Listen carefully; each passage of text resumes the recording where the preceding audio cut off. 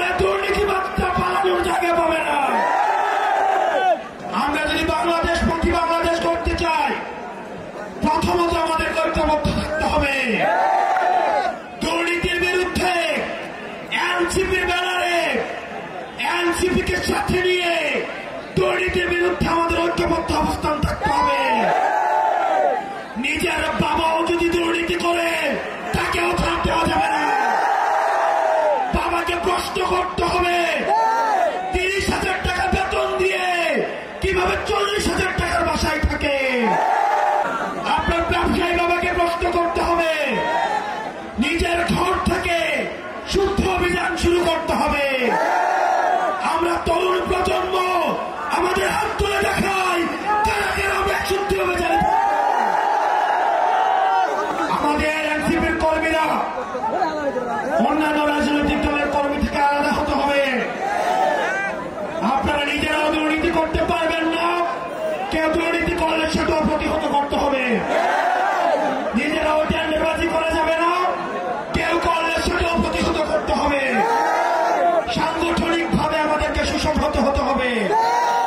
এই প্রোগ্রামকে লক্ষ্য রেখে কিশোরগঞ্জের সবাই যেভাবে ঐক্যবদ্ধ হয়েছে, আমাদের সংগঠনকে এগিয়ে নিতে এই ব্যক্তিগত গ্রুপিং এর ঊর্ধ্বে উঠে কাজ করতে হবে। আমরা জানি একটা এলাকায় অনেক গ্রুপিং থাকে, অনেক ব্যক্তি রাজনীতি থাকে, সেগুলোর ঊর্ধ্বে উঠে আজকের মতো এনসিপির জন্য আমাদেরকে কাজ করে যেতে হবে। আমরা আপনাদেরকে কথা দিচ্ছি, এনসিপির নেতা কর্মীদের জন্য যদি প্রয়োজন হয় আমাদের জীবন দিয়ে দিতে, আমরা এনসিপির নেতা কর্মীদের জন্য আমরা আমাদের জীবন দিতে প্রস্তুত।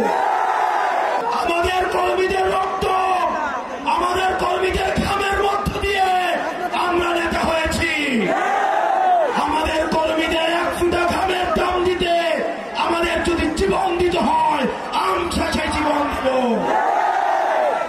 আমরা খবর পেয়েছি অন্যান্য অনেক রাজনৈতিক দল থেকে এনসিপির নেতা কর্মীদেরকে ভয়ভীতি দেখানো হয়। আমরা আপনাদেরকে বলবো, আপনারা ধৈর্য ধারণ করুন, আপনারা সংগঠনকে সুসংহত করুন। উপজেলা উপজেলা পর্যায়ে, ইউনিয়ন পর্যায়ে, ওয়ার্ড পর্যায়ে আগামী 1 মাসের মধ্যে আমাদের কমিটিগুলো সংহত করুন।